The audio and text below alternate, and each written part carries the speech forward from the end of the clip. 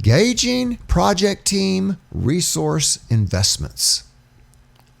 To what degree does your organization provide project teams with time to conduct effective meetings? Provide project team leaders with time to work on project between meetings. Provide project team members with time to work on projects between meetings.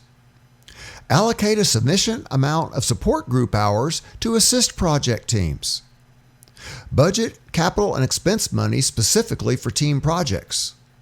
Finally, minimize the use of overtime in favor of job coverage or shutdown. Now here's some ways you can improve your investment score for project team resource investments. The best thing we can do is provide meeting time. On average, most teams spend 1 meeting hour per week on their projects. Unless they're a Kaizen team, then they're going to meet a whole lot in a short amount of time and get their project done in days. At the rate of 1 meeting hour per week, a team spends around 40 real hours per year on their project, if you remove holidays and other weeks when they can't meet because of absences or other assignments, things like that. If you want the team to complete more than 1 or 2 projects a year, then you will have to invest more time. It's simple math. Don't just blindly give them the time, however. Make it clear as to what the time should and should not be used for, what's value added, what's non-value added. Certain project activities are more suitable for between meeting work, and so we want to coordinate this balance between what we do in the meetings and what we do between the meetings, especially that now that we have virtual communication mediums. Second, we want to provide between meeting time. True project progress is made when time is provided between meetings for project work. In other words, we're applying those 40 real hours to complete the project to a shorter amount of calendar time. At a minimum, I would budget 1 hour between meetings for the team leader to work on the project. If you want to reduce the project's time to market even more, consider investing more time in this area by freeing up the leader and 1 or 2 of the team members for project development work between meetings. Once you get to the point to where at least half of the team is going to be working on the project between meetings, I would advocate more of the Kaizen team approach, where we meet for more hours in a shorter amount of time and get the project done, unless there's some reason that you can't. Third, we want to link team efforts to the planning process. It's that alignment thing again. If we do a good job of aligning team efforts with the goals of the organization, then you have little to do here. When the capital and expense budgets are presented to the workforce at an all-employee meeting, teams should be able to find both their current and future projects on the list. Is there evidence that there's money now in the capital budget for our project or money in the major expense budget for our project? And if it's in the general fund, and I advocate the use of a general fund in capital budgets, set that up to include projects that have yet to be identified. Next, we want to make sure training counts. Skill retention and application are maximized if the skills can be used right away, and I mean within a day or so, within 24 to 48 hours. If this delay extends out for even a week, much will be forgotten. During their first project, teams should be taught skills as the project develops. Most organizations attempt to teach all the project skills up front, and much ends up being forgotten or not used. And so now it's very easy to show a video on how to create a flowchart and then spend the team meeting creating a workflow for the current state process and the future state process. But think of training that way. 5 to 10 minutes on how to do workflow diagrams. The rest of the meeting is spent practicing doing it for the real life things that we're working on for our project. Be careful with overtime.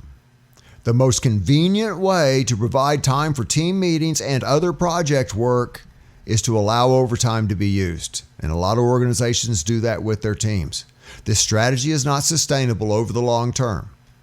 One, people get tired of putting in the extra hours, and just the cost is just not good from a cost management perspective. Instead, include people power in the annual expense budget that you use to provide meeting and project work coverage.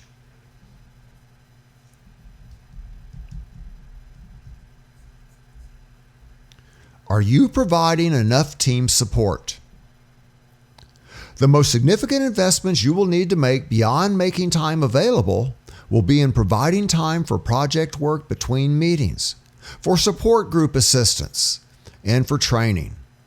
For example, often engineers have to provide more quotes, do more possible layouts, help teams more with projects, and so a well-functioning team process can actually put a little bit of a strain on an industrial and systems engineering department, for example, or even just on a process engineering department.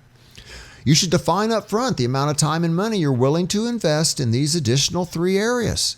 And for each team, even before forming the first one, get an idea of what kind of impact this process could have on our organization. If you don't do this, you'll probably underestimate the amount of support your teams need, and they'll never get it. You'll sit there and wonder, why aren't they producing better results? You won't realize that a lot of it has to do with the limited support you provided.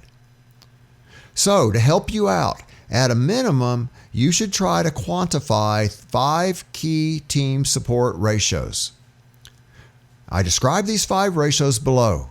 Their definition and use are critical to team success. And so the first ratio is the ratio of between meeting hours to in meeting hours for the team. Once we know what our in meeting time commitment is going to be, we can estimate how much time we're willing to give to each team member between meetings for project work. And again, it's not uncommon for half or 3/4 of the team to have 0 time between meetings. Often it's just the leader and 1 or 2 other people, or just the leader. Few organizations provide much of this type of support. It looks expensive up front, let alone estimate what it will cost them. Projects require time in order to be completed, however, whether they are worked on by individuals or by teams. And this is the logic. If the weekly meeting is expected to be the only investment in project development time, you should not wonder why teams only complete 1 or 2 significant projects a year. Think about it. If you give a project to an individual, how many hours do you think it will take them to complete it? If the project requires 40 labor hours and you gave it to a team instead, how many 1-hour-long team meetings would it take to complete the same project? The answer depends on the project development skills each team member has. It depends on the availability of information, and it depends on the degree to which effective meeting management skills are used. Can we effectively balance the skills of each team member and focus them on this project and keep it all coordinated? If you only let the team meet for an hour a week and don't give them time for work between meetings, it'll probably take 40 weeks to complete a 40-hour project. Meetings primarily serve as a forum for evaluating options, reviewing data collected to date, interviewing subject matter experts, and creating action plans. So please note the types of activities I say work well in meetings. Effective teams spend a greater percentage of their project development time between meetings collecting data and costs, constructing charts, talking to stakeholders, and summarizing information. We can use meeting time for individual work, but when we use meeting time this way, we fail to take advantage of the synergistic potential that exists when people are brought together in a room to share their thoughts. So here's your second ratio, between meeting hours to in meeting hours for the team leader. So the first ratio looked at between meeting hours, in meeting hours for the team. Let's look at the same ratio for the leader.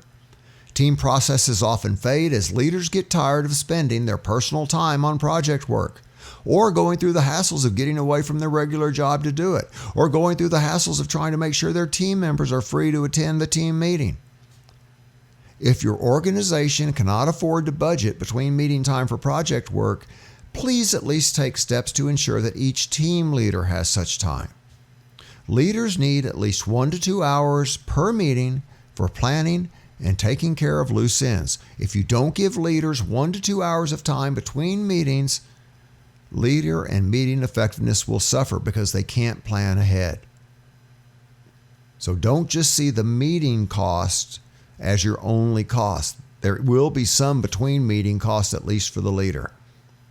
Keep in mind that a project cycle time is directly related to the time you give team members and leaders between meetings to work on projects. Also, remember that certain activities are not even suited for in-meeting work unless you consider everyone working in one room on individual activities a meeting. Make these ratios clear to both your team leaders and your team members.